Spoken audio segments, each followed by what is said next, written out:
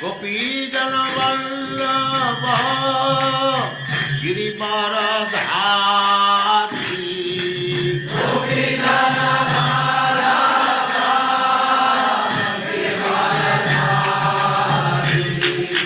गोपीजन वल्लभ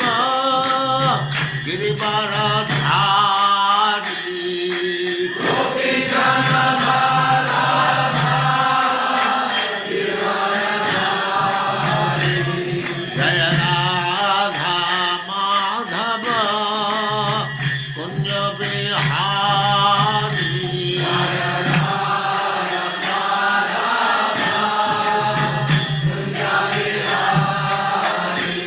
जय राधा माधव कुंज बिहारी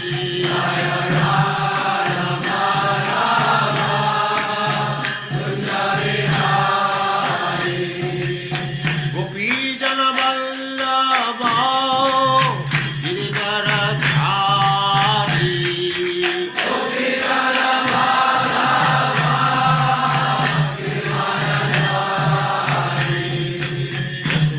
यशोदानंदन व्रज जनरंजन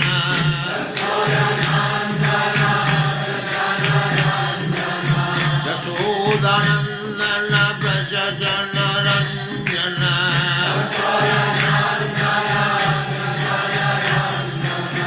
जमुना तीर वनचारी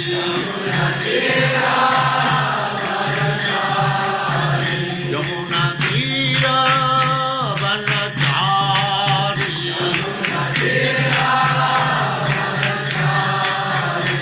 जय राधा माधव कुंज बिहारी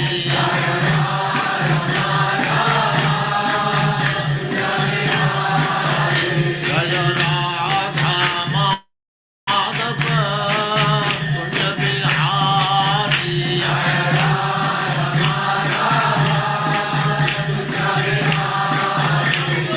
गोपीजन वल्लभ गिरिवरधारी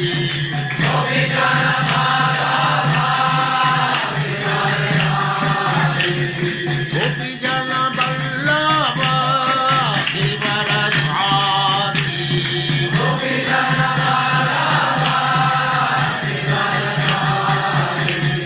यशोदानंदन व्रज जनरंजन यशोदानंदन व्रज जनरंजन जमुना तीर वनचारी जय राधा माधव कुंज बिहारी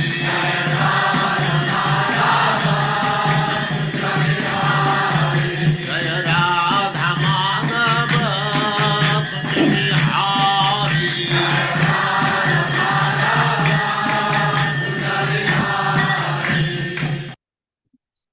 ओम नमो भगवते वासुदेवाय। ओम नमो ओम नमो भगवते वासुदेवाय। ओम नमो भगवते वासुदेवाय। ओम नमो भगवते वासुदेवाय। ओम नमो भगवते वासुदेवाय। ओम नमो भगवते वासुदेवाय। नारायण नमस्कृत्य नारायणं नमस्कृत्य नरं चैव नरोत्तमं नरं चैव नरोत्तमं देवीं सरस्वतीं व्यासं देवीं सरस्वतीं व्यासं ततो जयमुदीरये ततो जयमुदीरये। नष्टप्रायेषु भद्रेषु नष्टप्रायेषु भद्रेषु नित्यं भागवत सेवया नित्यं भागवत सेवया भगवती उत्तमा श्लोके भगवती उत्तमा श्लोके भक्तिर्भवति नैष्टिकी भक्ति भवति नैष्ठिकी। हरे कृष्णा, आप सबका स्वागत है। हरे हरे कृष्ण। कृष्ण प्रभु जी, सशत प्रणाम। ततो विहत ततो विहत संकल्प कन्यका यवनेश्वरम मया उपदिष्टम आसाद्य वव्रे नामना भयं पतिम।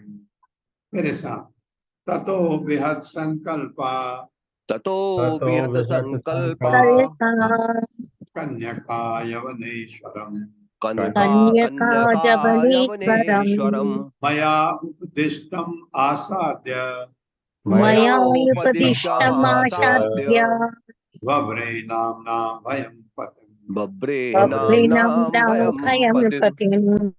तथा तत्पश्चात विहत संकल्पा निराश होकर कन्यका, काल की कन्या, यवन ईश्वर अछूतों के राजा को मया उपदिष्टम, मेरे द्वारा सूचित, आसाध्य, पास आकर, बपरे, स्वीकार कर लिया, नामना, नामक, भयम, भय, पतिम, पति रूप में भय को नारद बता रहे हैं। नारद के पास आई काल कन्या, उन्होंने मना कर दिया। मेरे साथ पढ़िए, इस प्रकार जब वह इस प्रकार प्रकार जब जब वे मेरी ओर से निराश हो गई, मेरी ओर से मेरी ओर से निराश हो निराश हो गई, गई, तो मेरी अनुमति से वह तो तो मेरी मेरी अनुमति अनुमति से वह से वह यमुनों के राजा के पास गई, यवनों के यमुनों राजा के के राजा के पास गई, जिसका नाम भय था, जिसका नाम भय था, भय था, और उसे ही अपने पति रूप में स्वीकार कर लिया। उसे ही अपने ये पति अपने रूप में पति स्वीकार रूप में कर लिया। स्वीकार कर लिया। तात्पर्य मात्र हरे कृष्ण संदीप प्रभु जी। हरे कृष्ण को भी दंडवत प्रणाम। हरे कृष्ण सभी को। तात्पर्य शीला प्रभुपाद को तारा, शीला प्रभुपाद की जय। परम वैष्णव होने के कारण श्री नारद मुनि अन्यों का हित करने के लिए सदैव उद्यत रहते हैं, भले ही कोई उन्हें शाप ही क्यों ना दे रहा हो। यद्यपि काल कन्या को नारद मुनि ने मना कर दिया था, किंतु उसे शरण प्रदान की गई। एक वैष्णव के अतिरिक्त ऐसा हतभाग्य कन्या को भला और कौन शरण दे सकता है। जब जरा का आक्रमण होता है तो हर व्यक्ति शूद्र बनकर समाप्त होने लगता है। नारद मुनि ने काल कन्या को शरण दी और सामान्य कर्मियों पर करारा प्रहार किया। यदि कोई नारद मुनि के उपदेशों को मानता है तो उनकी कृपा से भय का सागर हट जाता है। हरे कृष्णा प्रभु जी, धन्यवाद। ऋषभम यवनानां ऋषभम यवनानां त्वां वृणे वीरेप्सितं पतिं संकल्पः त्वयि भूतानां कृतः किल न ऋष्यते। मेरे साथ, ऋषभम यवनानां त्वां ऋषभं यवनानां त्वां वृणे वीरेस्पतिं पतिं वीरेप्सितं पतिम् संकल्पः त्वयि भूतानां संकल्पः त्वयि भूतानां कृतः किल न ऋष्यते। पिता किल न ऋष्यति। ऋषभम, श्रेष्ठ, यवनानाम, अछूतु मैं, त्वाम, तुमको, वृणे, मैं स्वीकार करती हूँ। ये कह काल, वीर, हे वीर, इप्सितम, वांछित, पतिम, पति, संकल्प, दृढ़ निश्चय, त्वयि, तुमको, भूतानाम, समस्त जीवों का, कृतः, यदि किया गया, किल, निश्चय ही, ना, कभी नहीं, दृश्यते, विफल नहीं होता। यवनों के राजा के पास पहुंचकर काल कन्या ने, हाँ मेरे साथ पढ़िए, यवनों के राजा के पास पहुंचकर काल यमुनों के कन्या ने राजा के पास पहुंचकर उसे वीर रूप में संबोधित करते हुए कहा, काल कन्या ने उसे वीर रूप से संबोधित करते हुए कहा, महाशय, महाशय, आप अछूतों में श्रेष्ठ हैं, आप आप अछूतों में श्रेष्ठ हैं। मैं आपको प्रेम करती हूँ मैं आपको प्रेम करती हूँ और आपको पति रूप में ग्रहण करना चाहती हूँ और और आपको पति रूप में ग्रहण करना चाहती हूँ। मैं जानती हूँ कि यदि कोई मैं जानती मैं हूँ जानती हूँ कि यदि कोई आपसे दोस्ती करता है तो आपसे आपसे दोस्ती दोस्ती करता है करता है तो वह निराश नहीं होता। वह वह निराश निराश नहीं होता। तात्पर्य माता जी। हरे कृष्णा अशोक प्रभु जी। हरे कृष्णा प्रभु जी, हरे कृष्णा माता जी, दंडवत प्रणाम। शीला प्रभुपाद की जय। शीला प्रभुपाद जी द्वारा तात्पर्य। यवना नाम ऋषभ यवन शब्दों के राजा के सूचक है। यवन तथा मलेच्छ शब्द उन लोगों के लिए प्रयुक्त होते हैं जो वैदिक नियमों को नहीं मानते। वैदिक नियमों के अनुसार मनुष्य को प्रातः काल उठकर स्नान करना चाहिए, हरे कृष्ण का जाप करना चाहिए, अर्चा विग्रह की मंगल आरती करनी चाहिए, वैदिक साहित्य पढ़ना चाहिए, प्रसाद ग्रहण करना चाहिए और अर्चा विग्रह का साज श्रृंगार करने में लग जाना चाहिए। मनुष्य को मंदिर बनाने के लिए भी धन संग्रह करना चाहिए और यदि वो गृहस्थ है तो ब्राह्मण, क्षत्रिय, वैश्य अथवा शूद्र के निर्दिष्ट कार्य करने चाहिए। इस प्रकार उसे आध्यात्मिक सूझबूझ का जीवन बिताना चाहिए। यही वैदिक सभ्यता है। जो इन सारे नियमों का पालन नहीं करता वही यवन या मलेच्छ कहलाता है। हमें इन शब्दों में से किन्हीं अन्य देशों की जातियां नहीं समझना चाहिए। इनके लिए राष्ट्रीयता कोई सीमा नहीं है। कोई भारत में रहे या बाहर, यदि वो वैदिक नियमों का पालन नहीं करता तो वो मलेच्छ या एवन कहलाता है। जो मनुष्य वैदिक नियमों में बताए गए स्वच्छता संबंधी नियमों का पालन नहीं करता उसे अनेक छुआछूत के रोग होते रहते हैं। चूंकि कृष्ण भावनामृत आंदोलन में विद्यार्थियों को वैदिक नियम पालन करने की सलाह दी जाती है, इसलिए वे स्वभावतः स्वच्छ रहते हैं। यदि कोई मनुष्य कृष्ण भक्त है यदि कोई मनुष्य कृष्ण भक्त है तो वो 70-80 वर्ष का होकर भी तरुण की भांति कार्य कर सकता है। इस प्रकार काल कन्या किसी वैष्णव को परास्त नहीं कर सकती। श्रील कृष्णदास कविराज गोस्वामी जब बहुत बूढ़े हो गए तो उन्होंने श्री चैतन्य चरितामृत लिखना प्रारंभ किया। फिर भी उन्होंने भगवान चैतन्य की लीलाओं के संबंध में सबसे अधिक आश्चर्यजनक साहित्य प्रस्तुत किया। शील गोस्वामी तथा सनातन गोस्वामी ने भी अपने आध्यात्मिक जीवन का शुभारंभ अत्यंत वृद्धावस्था में किया, अर्थात जब वे अपने वृत्तिपरक कार्य और पारिवारिक जीवन से मुक्त हो चुके थे। फिर भी उन्होंने आध्यात्मिक जीवन की उन्नति के लिए प्रचुर प्रचुर मूल्यवान साहित्य का सृजन किया। इसकी पुष्टि शील श्रीनिवास आचार्य द्वारा गोस्वामियों की प्रशंसा से होती है।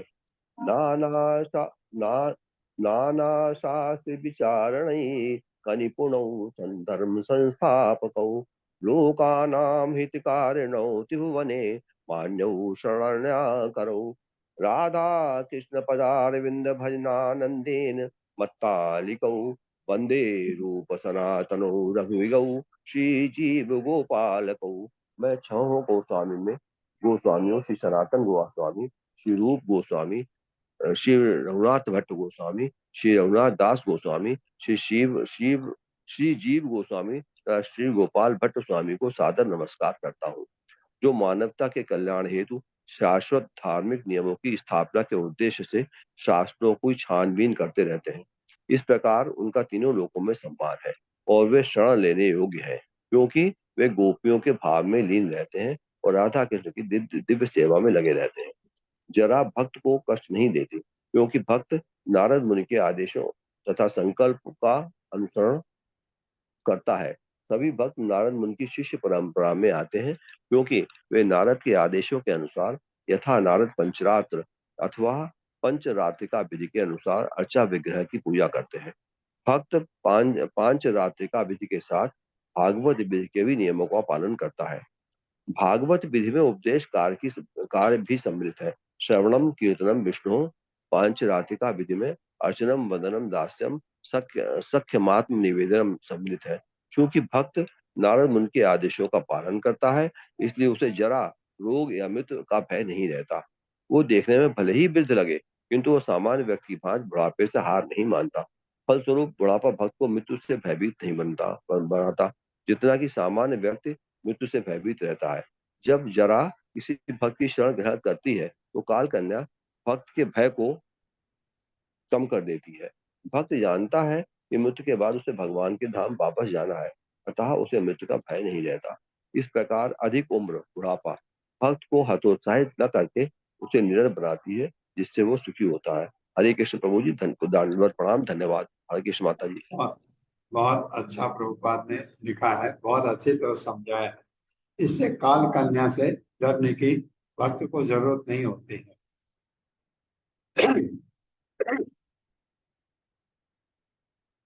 द्वौ द्वौ इमौ अनुशोचन्ते बालौ असद बालौ असद अवग्रहौ यत लो शास्त्र उपनतम नराति न तद इच्छति।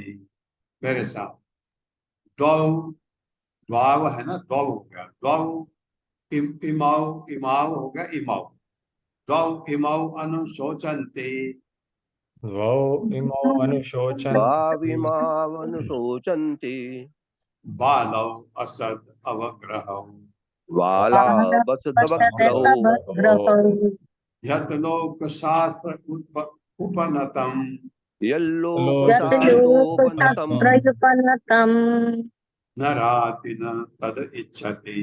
नराति न तदिच्छति। तदिच्छति। दो प्रकार के इमाउ ये अनुशोचन्ते पश्चाताप करते हैं, बालो अज्ञानी, असत मूर्ख, अवग्रहो पथ का अनुसरण करते हुए, यथो तो प्रथा अनुसार, शास्त्रों के अनुसार, उपनतम प्रस्तुत, न कभी नहीं, कराती पालन करता है, न कभी नहीं, तद वह इच्छति इच्छा करता है। मेरे साथ जो लोक रीति के अनुसार जो लोग रीति के अनुसार अनुसार अथवा शास्त्रों के आदेशानुसार अथवा शास्त्रों के अथवा शास्त्र आदेशानुसार के आदेशानुसार दान नहीं देता दान दान नहीं नहीं देता देता और जो इस प्रकार के दान का ग्रहण नहीं करता, और जो इस और प्रकार जो के इस दान का प्रकार के ग्रहण दान नहीं का करता, ग्रहण नहीं करता, उन दोनों को ही तमोगुण समझना चाहिए। उन दोनों उन को ही दोनों के ही तमोगुणी समझना चाहिए। तमोगुण समझना चाहिए। ऐसे लोग मूर्खों के पथ का अनुसरण करते हैं। ऐसे लोग ऐसे लोग मूर्खों के मूर्खों पद के का पद का अनुसरण करते हैं। अनुसरण करते हैं। निश्चित ही उन्हें अंत में पछताना पड़ता है। निश्चित ही उन्हें निश्चित ही उन्हें अंत में पछताना पड़ता है। हाँ, लोक रीति आप मानते ही हैं, लोक रीति होती है जो इस लोक में आप कैसे रहते हैं, कैसे व्यवहार करना चाहिए, ये। दूसरा, शास्त्र के आदेशानुसार, शास्त्रों में जो आदेश हैं आप हमारे लिए, उसमें हमें दैवी गुण अपने आप आ जाते हैं, अच्छे गुण अपने आप आ जाते हैं। अगर आप शास्त्र का आप अनुसरण करें तो आप में गुण अच्छे आ ही जाते हैं, तो लोक रीति से भी आप ऊपर आ जाते हैं, ये मतलब ये तात्पर्य माता है। हरे कृष्णा। पूनम चौहान माता जी। हरे कृष्णा माता जी। हरे कृष्णा सभी को। तात्पर्य श्रील प्रभुपाद जी के द्वारा श्रील प्रभुपाद जी की जय। यहाँ इसका उल्लेख है कि यदि कोई वास्तव में शुभ जीवन बिताना चाहता है तो उसे शास्त्रों का पालन करना चाहिए। भगवत गीता के 16वें अध्याय के 23वें श्लोक में इसी को इस प्रकार कहा गया है, यह शास्त्र विधि मृत्यु सृज वर्तते काम कारतः न सा सिद्धिमवाप्नोति न सुखं न परम गतिम। जो मनुष्य शास्त्रों के आदेशों का उल्लंघन करके मनमाने ढंग से आचरण करता है, उसे न तो सिद्धि मिलती है, न सुख और न परम धाम। जो वैदिक आदेशों का कठोरता से पालन नहीं करता, उसे जीवन में सफलता या सुख की प्राप्ति नहीं हो पाती। भगवान के धाम वापस जाना तो कोसों दूर की बात है। एक शास्त्रीय आदेश बताता है कि यदि कोई स्त्री स्वेच्छा से पत्नी बनने का अनुरोध करे तो गृहस्थ, क्षत्रिय या शासक को उसके अनुरोध को ठुकराना नहीं चाहिए। चूंकि नारद मुनि ने काल कन्या को वचन यवन राजा के प्रति समर्पित होने के लिए निर्दिष्ट किया था, इसलिए यवनराज उसे इनकार नहीं कर सका। सभी कार्यकलाप शास्त्रों के आदेशों के अनुसार संपन्न किए जाने चाहिए। शास्त्रीय आदेशों की नारद मुनि जैसे ऋषियों द्वारा पुष्टि की गई है। जैसा कि नरोत्तम दास ठाकुर कहते हैं, साधु शास्त्र गुरु वाक्य चित्ते ते करिया ऐक्य। मनुष्य को चाहिए कि साधु पुरुषों, शास्त्रों तथा गुरु के नियमों पर चले। इस प्रकार जीवन में सफलता अवश्य मिलती है। काल कन्या यवन राज के समक्ष साधु शास्त्र तथा गुरु सम्मत विधि से ही उपस्थित हुई थी, अतः उसे अस्वीकार किए जाने का प्रश्न। धन्यवाद। अधो भजस्व माम भद्र भजन्ति मे दया कुरु एतावान् पौरुषो धर्मो यद अर्थान अनुकंपते, यद अर्थान अनुकंपते, मेरे साथ, अतो भजस्व माम भद्र, अथो भजस्य मां भद्र भजन्ति मे दयां कुरु, भजन्ति मे दयां दयां कुरु। एतावान् पौरुषो धर्मो, एतावान् पौरुषो धर्मो यद अर्थान अनुकंपते, यदर्थान् अनुकम्पते। तो अतः भजस्व, स्वीकार करो, माम मुझको, भद्र हे महाशय, भजंती सेवा करने के लिए इच्छुक, मैं मुझको दया कुल करो, एतावान इस तरह के पौरुष, किसी पुरुष के लिए धर्म जब वह अर्थान अर्थ को अनुकंपते, दयालु है। काल कन्या ने आगे कहा, हे भद्र, किसको, भय को, मैं आपकी सेवा के लिए उपस्थित हूँ, यवन के राजा, कृपया मुझे स्वीकार करके मेरे ऊपर दया करें। मेरे साथ तो पढ़ ही नहीं रहे आप। काल कन्या ने आगे कहा, काल कन्या ने काल आगे कन्या कहा, ने मैंने आगे कहा, हे भद्र, मैं आपकी सेवा के लिए उपस्थित हूँ, हे हे भद्र, हे भद्र, मैं भद्र, आपकी मैं सेवा आपकी के लिए सेवा उपस्थित के हूँ, लिए उपस्थित हूँ। कृपया मुझे स्वीकार करके कृपया मुझे कृपया स्वीकार मुझे करके स्वीकार करके मेरे ऊपर दया करें। मेरे मेरे ऊपर दया ऊपर करें। दया करे। पुरुष का सबसे बड़ा कर्तव्य है पुरुष का पुरुष का सबसे सबसे बड़ा बड़ा बड़ा कर्तव्य है कर्तव्य है कि दुखी व्यक्ति पर अनुकंपा करे। कि दुखी कि कि व्यक्ति पर दुखी अनुकंपा व्यक्ति करे। पर अनुकंपा करे। तात्पर्य, हरे कृष्ण सुधाधीर माता जी। हरे कृष्ण माता जी, हरे कृष्णा प्रभु जी, दंडवत प्रणाम। श्री शील प्रभुपाद जी की जय। तात्पर्य शील प्रभुपाद जी के द्वारा, यवन राज चाहता तो काल कन्या को अस्वीकार कर देता, किंतु उसने उसकी प्रार्थना पर विचार किया, क्योंकि यह नारद मुनि का आदेश था। इस तरह उसने काल कन्या को भिन्न रूपों में स्वीकार कर लिया। दूसरे शब्दों में, नारद मुनि के आदेश या भक्ति पथ तीनों लोकों में प्रत्येक व्यक्ति के द्वारा मान्य है, और यवन राज के लिए तो विशेष रूप से। स्वयं भगवान चैतन्य ने हर एक से संसार के प्रत्येक कोने कोने में, प्रत्येक ग्राम तथा नगर में भक्ति योग संप्रदाय का प्रचार करने के लिए कहा। कृष्ण भावनामृत आंदोलन के उपदेशकों ने सचमुच अनुभव किया कि नारद मुनि की पांचरात्रिका विधि के बल पर यवनों तथा मलच्छों तक ने आध्यात्मिक जीवन स्वीकार किया है। जब मानव जाति चैतन्य महाप्रभु द्वारा बताई गई शिष्य परंपरा का पालन करेगी तो संसार भर के लोग इससे लाभान्वित होंगे। बहुत बहुत धन्यवाद माता जी। हरे कृष्णा। हरे कृष्ण। ये नारद की कृपा जिसके ऊपर हो जाए, ये, और नारद वही चैतन्य महाप्रभु के कथन को आगे लाते जाते हैं। काल कन्या उदित वचो निशम्य यवनेश्वर, चिकेशु देव गुह्यम ससम्मितम ताम अभासत। मेरे साथ, काल कन्या उदित वचो काल कन्योदित वचो निशम्य यवनेश्वर, निशम्य यवनेश्वरः चिकीर्षु देव गुह्यम चिकीर्षुर्देव गुह्यम् सस्मितम ताम अभासत।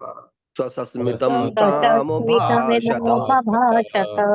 काल कन्या, काल की पुत्री द्वारा उदित कहे गए वचः शब्द निशम्य सुनकर यमनीश्वर, यमनों का राजा, चिकित्सु पालन करने की इच्छा से देव विधाता का गुह्यम गुप्त कार्य सह उसने सस्मितम हंसते हुए ताम उसको अभासत संबोधित किया। मेरे साथ, काल कन्या का कथन सुनकर यमन राज हंसने लगा। यमन राज हंसने लगा।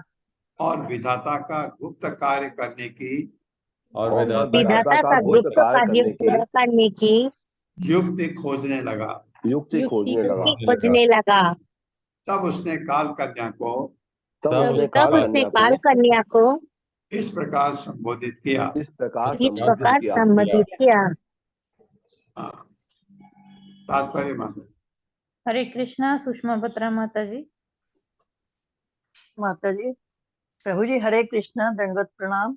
हरे श्री कृष्ण। प्रभुपाद जी की जय। प्रभुपाद जी के द्वारा तात्पर्य श्री चैतन्य चरितमृत आदि 5.142 में कहा गया है, एकले ईश्वर कृष्ण आर सब भृत्य यारे ये छे नाचाए से तैछे करे नृत्य। वास्तव में परम नियंता तो भगवान श्री कृष्ण है, शेष सभी उनके दास हैं। यवन राज भी श्री कृष्ण का दास था, अतः वह भी काल कन्या के माध्यम से श्री कृष्ण का ही कार्य करना चाह रहा था। यद्यपि काल कन्या का अर्थ जरा या बुढ़ापा है, किंतु यवन राज काल कन्या का सर्वत्र प्रवेश कराकर कृष्ण की सेवा करना चाह रहा था। इस प्रकार जो भी विवेकी पुरुष हैं, वह बुढ़ापा प्राप्त करने पर काल यानी मृत्यु से भयभीत रहेगा। मूर्ख लोग भौतिक कार्यों में इस प्रकार लिप्त रहते हैं मानो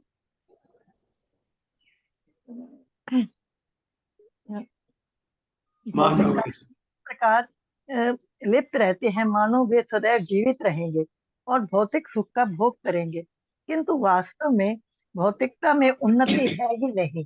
मोहवश लोग सोचते हैं कि ऐश्वर्य उनकी रक्षा करेगा, किंतु भौतिक जीवन में काफी प्रगति होने पर भी मानव समाज की समस्याएं जन्म, मृत्यु, जरा तथा रोग जैसी की तैसी बनी हुई हैं। तो भी मूर्ख विज्ञानी सोचते हैं कि उन्होंने भौतिक प्रगति की है। जब काल कन्या अर्थात बुढ़ापा उन पर आक्रमण करता है तो वे काल से भयभीत होते हैं।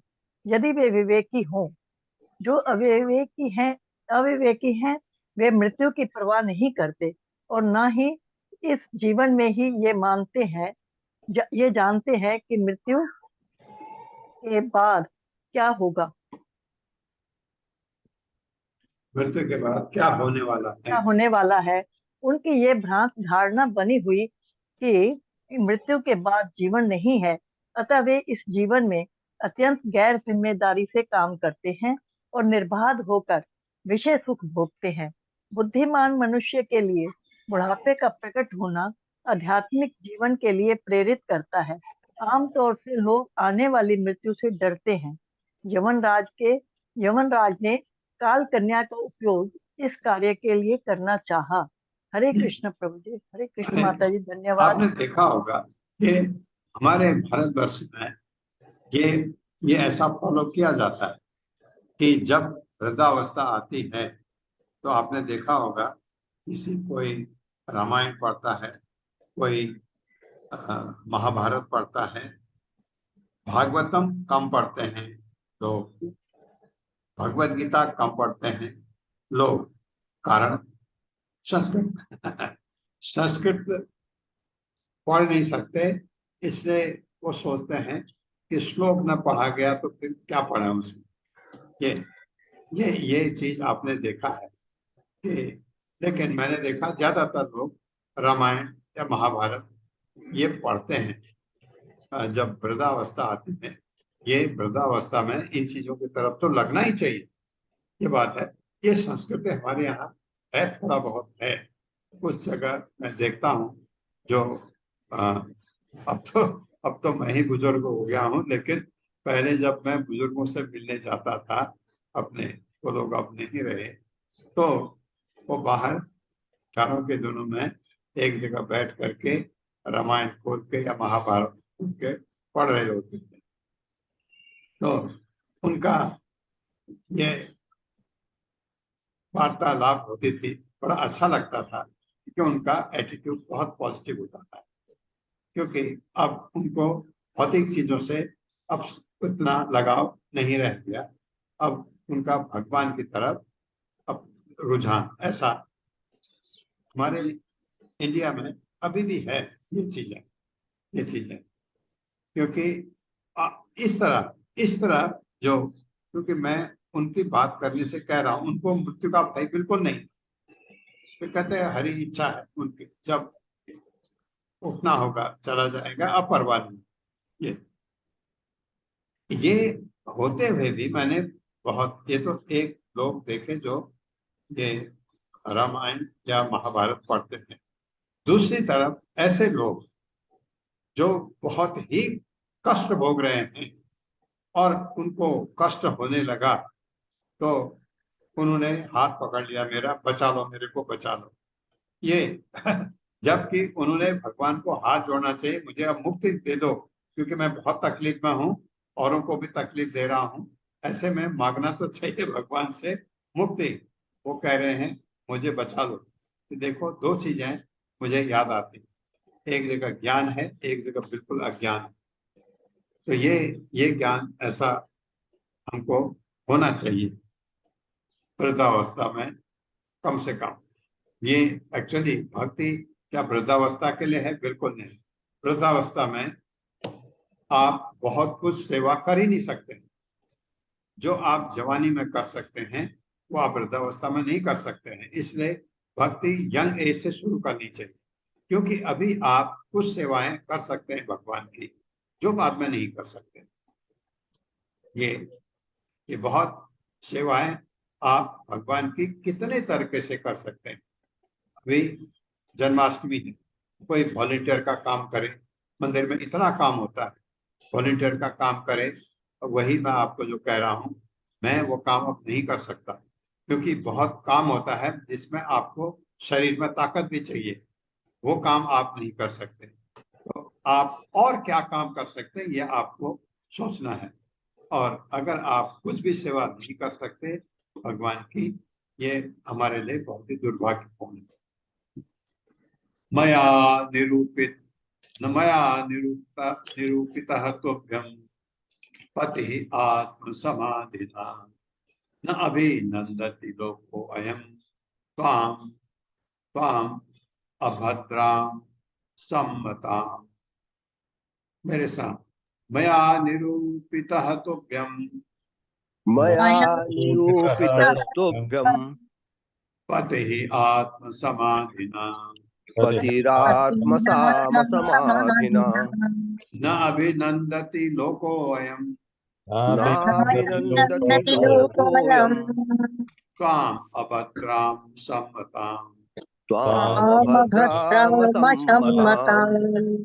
मया मेरे द्वारा निरूपित है, निश्चित किया गया, तुभ्यम तुम्हारे लिए, पति ही पति आत्म मन के समाधि ध्यान से, ना कभी नहीं, अभिनंदति स्वागत है, लोक लोग अयम ये, त्वाम तुमको, अभद्राम अशुभ, असम्मताम अस्वीकार।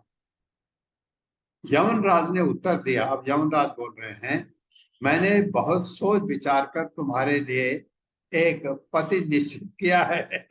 वो भी कह रहा है पति निश्चित किया तुम्हारे लिए। और किसको? बुढ़ापे के लिए बात हो रही है। और ये काल कन्या कौन है? बुढ़ापा। काल कौन है आपका? वो सर्प जिसके 5 पान है। बड़ा इंटरेस्टिंग है। नारद ऐसी बातें, हल्की बातें तो करेंगे नहीं।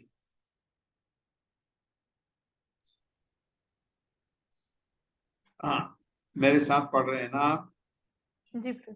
यमनराज ने उत्तर दिया, यमनराज ने उत्तर दिया, मैंने बहुत सोच विचार के बाद मैंने बहुत सोच विचार के बाद तुम्हारे लिए एक पति निश्चित किया है। तुम्हारे लिए एक पति निश्चित किया है। वास्तव में सबों की दृष्टि में, वास्तव में वास्तव में सबों की दृष्टि में तुम अशुभ तथा उत्पाती हो। तुम अशुभ तथा तुम उत्पाती अशुभ हो, तथा उत्पत्ति हो, क्योंकि तुम्हें कोई भी पसंद नहीं करता। क्योंकि तुम्हें कोई भी पसंद नहीं तुम्हें करता। कोई नहीं पसंद नहीं करता। कोई भी नहीं। कौन चाहेगा बुढ़ापा? अतः तुम्हें कोई पत्नी रूप में कैसे स्वीकार कर सकता है? अतः तुम्हें अतः पत्नी रूप में तुम्हें कैसे स्वीकार कर सकता है? कर सकता है? तात्पर्य माता जी। हरे कृष्णा। रीटा पंडित माता जी, अनम्यूट कीजिए माता जी। हरे कृष्णा माता जी। हरे कृष्णा प्रभु जी। श्रील प्रभुपाद की जय। श्रील प्रभुपाद द्वारा तात्पर्य, काफी सोच विचार के बाद यमन राज ने बुरे अवसर का सर्वोत्तम उपयोग करना चाहा। काल कन्या किसी को पसंद नहीं थी, किंतु भगवान की सेवा के लिए हर वस्तु का उपयोग हो सकता है, इसलिए यमराज ने उसे किसी न किसी काम में लगाना चाहा। इस उद्देश्य को पहले ही बताया जा चुका है। जरा रूप में काल कन्या सभी लोगों में भय उत्पन्न कर सकती है, जिससे वे डर कर श्री कृष्ण की भक्ति में लगकर अपने जीवन को तैयारी में लग सके। हरे कृष्ण। हाँ, ये ऐसा हो जाए तो बहुत ही अच्छा है। ये बहुत अच्छी सोच है कि पसंद नहीं किसी को, लेकिन आ गए तो उसका उपयोग हो जाए। तम अव्यक्त गतिर्भुंस्व लोकम कर्म विनिर्मितम या हि मे प्रतना युक्ता प्रजानासं प्रणेष्यसि। मेरे साथ, तम अव्यक्त गति ही भुंस्व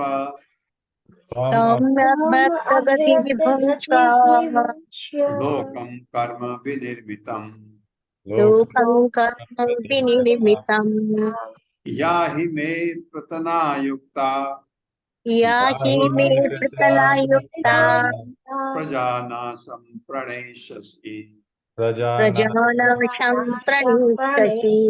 शब्दार्थ है तुम अव्यक्त गति ही, जिसकी गति अलक्षित हो, पुंस्वः भोग करो, लोकुम यह संसार, कर्म विनिर्मितम सकाम कर्म द्वारा निर्मित, या जो ही निश्चय ही में मेरा कृतना सैनिक की युक्ता सहायता से प्रजानाशन जीवों का संहार प्रणेष्यसि बिना बाधा के कर सकोगी।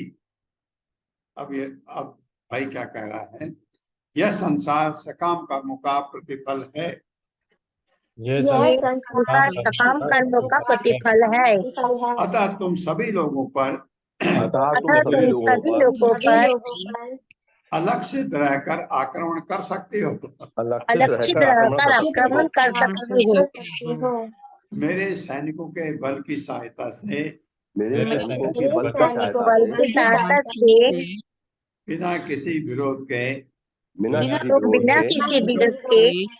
उनका संहार कर सकती हो। तात्पर्य। हरे कृष्णा रेणु अग्रवाल माता जी। हरे कृष्णा माता जी। हरे कृष्णा सभी को। शील प्रभुपाद की जय।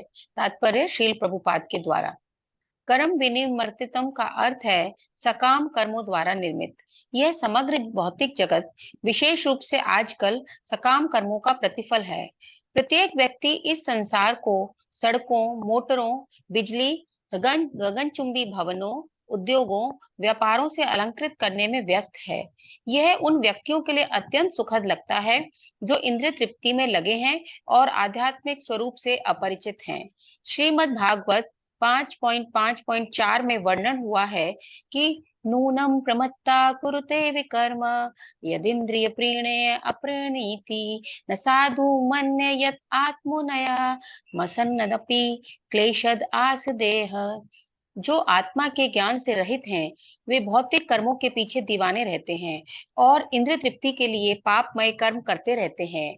ऋषभ देव के अनुसार ऐसे कार्य अशुभ हैं, क्योंकि इनसे मनुष्य को अगले जीवन में घृणित देह धारण करनी पड़ती है।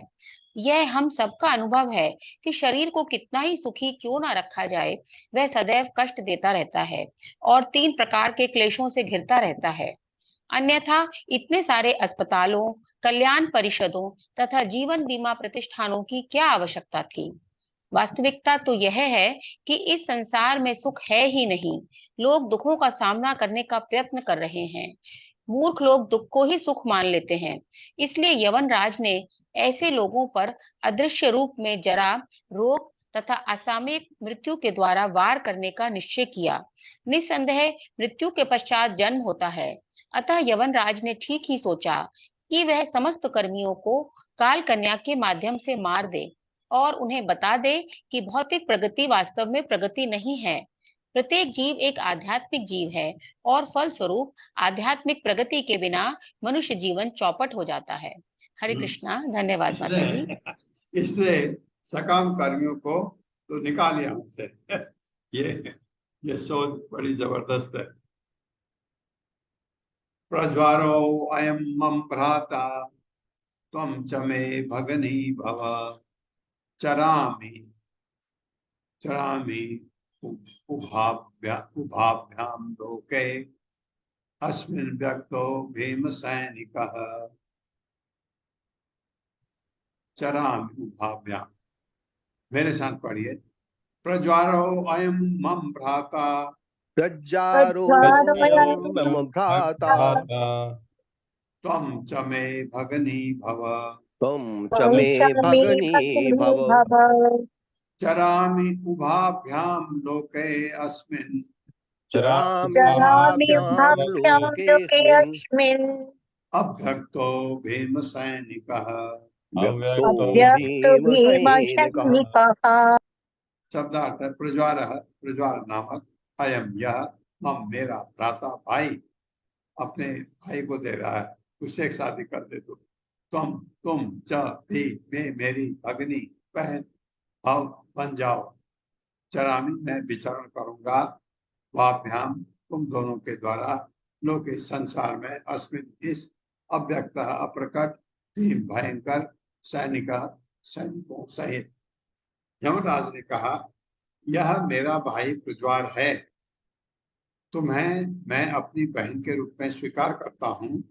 मैं तुम दोनों का तथा अपने भयंकर सैनिकों का उपयोग इस संसार के भीतर अदृश्य रूप से करूंगा। भाई कह रहा है इसको, तुम प्रज्वार के साथ मेरे साथ। यमन राज ने कहा यमराज ने कहा यह मेरा भाई प्रज्वार है, ये मेरा भाई प्रज्वार है, तुम्हें मैं अपनी बहन के रूप में स्वीकार करता हूँ। तुम्हें मैं तुम्हें मैं अपनी बहन के रूप में स्वीकार करता हूँ। मैं इन दोनों तथा तुम दोनों तथा अपने भयंकर सैनिकों का अपने भयंकर सैनिकों का उपयोग इस संसार के भीतर अदृश्य रूप से करूंगा। अदृश्य रूप से करूंगा। हाँ, क्योंकि उसने काम करना है। क्या करेगा? सकाम कर्मियों को जन्म मृत्यु जरा व्याधि, ये व्याधि ना बुढ़ापा आएगा, जल्दी आएगा सकाम कर्मियों को। और मुझे दिखे, मैं दिखूंगा नहीं, मैं नाश करूंगा। मैं तुम्हारे साथ मदद करूंगा तुम्हारी, ताकि सकाम, आप कहेंगे अब जो सकाम कर्मी नहीं है, जो अकर्म वाले हैं भगवान के भक्त, उनको तो चिंता है ही नहीं, क्योंकि भगवान का भक्त तो ये बुढ़ापे से डरता ही नहीं, न वो जरा से डरता है, न व्याधि से डरता है, क्योंकि वो तो भगवान की भक्ति में मग्न है। तात्पर्य माता जी। हरे कृष्णा शैला उपाध्याय माता जी। हरे कृष्ण माता जी। हरे कृष्ण प्रभु जी। तात्पर्य श्रील प्रभुपाद जी द्वारा श्रील प्रभुपाद जी की जय। श्री नारद मुनि ने काल कन्या को यवन राज के पास इस उद्देश्य से भेजा कि वह उसकी पत्नी बन सके, किंतु यवन राज ने उसे पत्नी के रूप में स्वीकार न करके धन के रूप में स्वीकार किया। जो लोग वैदिक नियमों को नहीं जानते हैं वे मनमाना यौन जीवन भोगते हैं। फल तक कभी कभी वे अपनी बहनों तक के साथ संभोग करने में नहीं हिचकते। इस कलयुग में तो ऐसे अनेक उदाहरण मिलते हैं। यद्यपि यमनराज ने नारद मुनि का मान रखते हुए उसकी प्रार्थना स्वीकार कर ली, किंतु फिर भी वह अवैध स्त्री प्रसंग के विषय में सोचता रहा। इसका कारण यह था कि वह यवनों तथा म्लेच्छों का राजा था। प्रज्वार शब्द महत्वपूर्ण है क्योंकि इसका अर्थ है भगवान विष्णु द्वारा भेजा गया ज्वर। ऐसा ज्वर सदैव 160 डिग्री पर रहता है, जिस ताप पर मनुष्य की मृत्यु हो जाती है। इसलिए म्लेच्छों तथा यवनों के राजा ने काल कन्या से प्रार्थना की कि वह उसकी बहन बन जाए। उसे पत्नी बनने हेतु कहने की कोई आवश्यकता नहीं, क्योंकि जहां तक विषय जीवन का सवाल है यवन तथा म्लेच्छ इसमें कोई भेदभाव नहीं बरतते। इस प्रकार ऊपर से चाहे कोई बहन हो, माता या पुत्री लगे, फिर भी वे संभोग करता है। यवनराज का भाई प्रज्वार था और काल कन्या तो साक्षात अक्षमता थी ही। ये दोनों यवनराज की सेना गंदगी, अवैध स्त्री प्रसंग तथा उच्च ज्वर के कारण मृत्यु के साथ मिलकर और उससे शक्ति प्राप्त करके भौतिक जीवन शैली को ध्वंस करने में समर्थ थे। इस संबंध में यह उल्लेखनीय है कि श्री नारद मुनि पर जरा का कोई प्रभाव न था और इसी प्रकार नारद मुनि के अनुयायी या शुद्ध वैष्णव पर भी जरा आक्रमण नहीं कर सकती। इस प्रकार श्रीमद् भगवद गीता के चतुर्थ स्कंद के अंतर्गत राजा पुरंजन की नगरी पर चंडवेग का धावा और काल कन्या का चरित्र नामक 27वें अध्याय के भक्ति वेदांत तात्पर्य पूर्ण हुए। हरे कृष्ण प्रभु जी, हरे कृष्ण। हरे कृष्णा। ये पुरंजन अभी छोड़ेगा नहीं। एक 28वां अध्याय पर इतना लंबा है कि बहुत बड़ा अध्याय है ये। इसमें अगले जन्म में पुरंजन को स्त्री योनि की प्राप्ति, स्त्री बनता है पुरंजन। अब ये नया अध्याय आया, 5 श्लोक। ओम नमो भगवते वासुदेवाय। ओम ओम नमो भगवते वासुदेवाय। जन्मादियस्य तोऽन्वयात् जन्माद्यस्य तोऽन्वयात् इतरस्तत्सर्थेषु अविद्या स्वराट् इतरतश्चार्थेषु विद्याः स्वराट् तेने ब्रह्महृदाय आदि कवये तेने ब्रह्महृदयादि कवये मुह्यन्ति यत् सूर्यः मुह्यन्ति सूरयः तेजो वारिमृदां यथा विनिमयो तेजो वारिमृदां यथा विनिमयो यत् सर्गो अमृषा सर्गोऽयमृषा धाम्ना स्वेन सदा निरस्तकुहकम् धाम्ना स्वेन सदा निरस्तकुहकम् सत्यं परं धीमहि।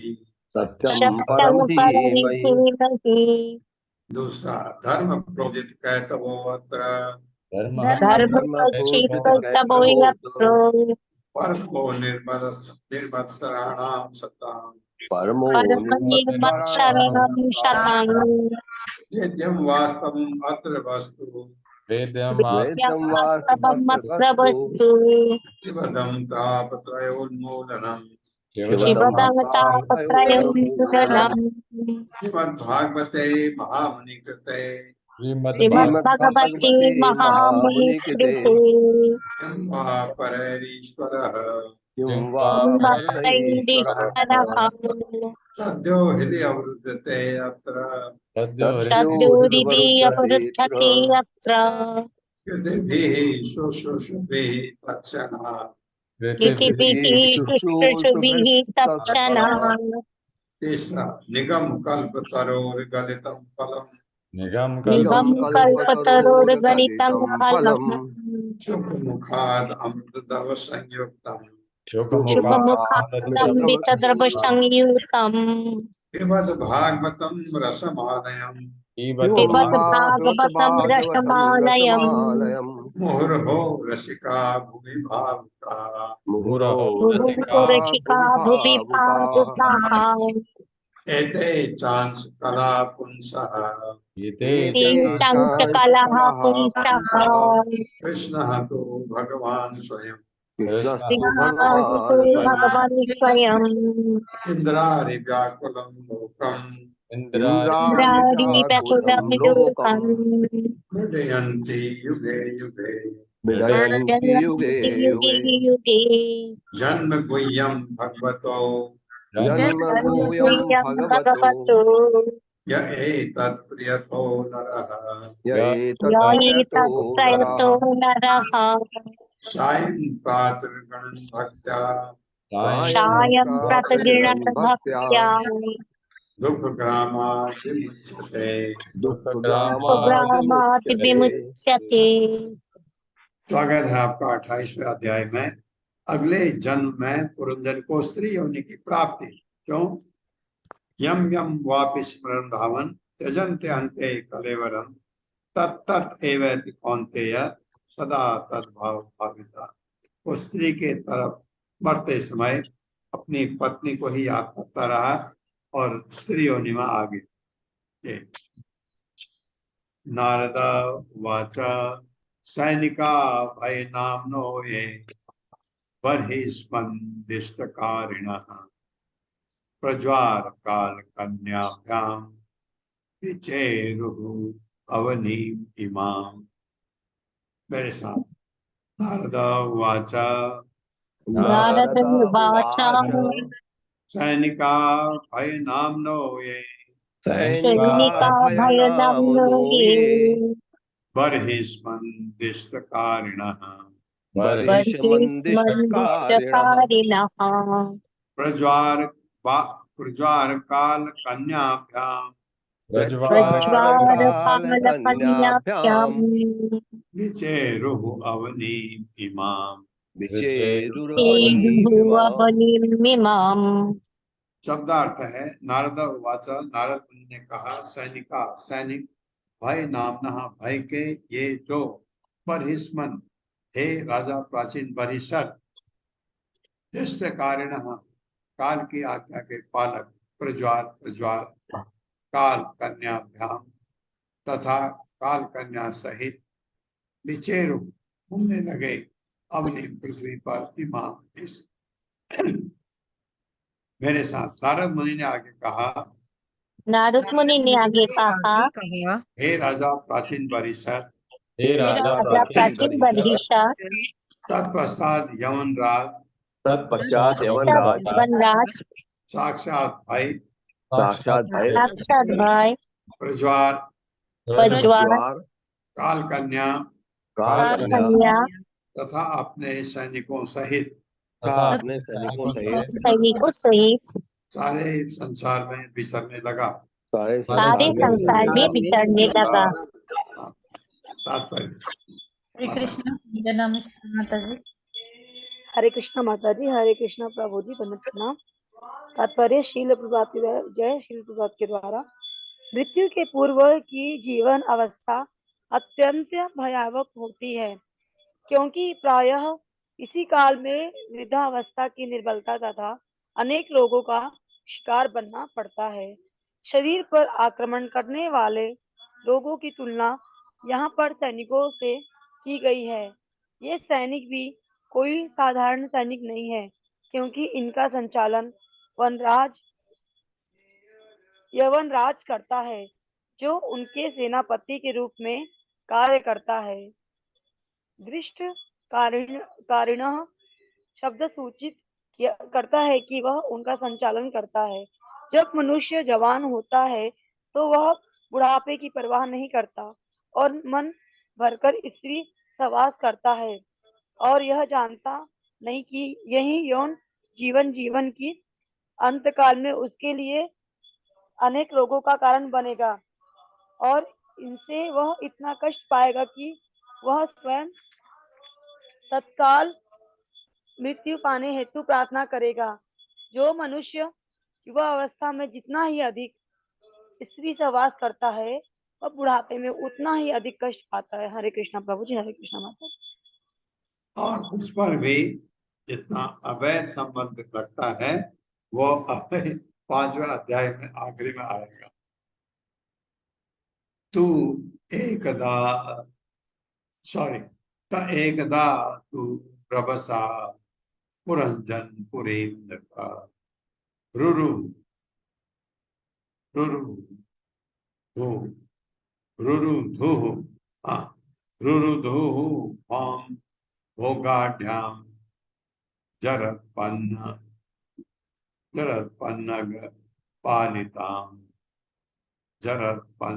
पालितां। मेरे साथ। त एकदा तू रभसा पुरंजन पुरीं रुरुधुः भाम भोगाभ्याम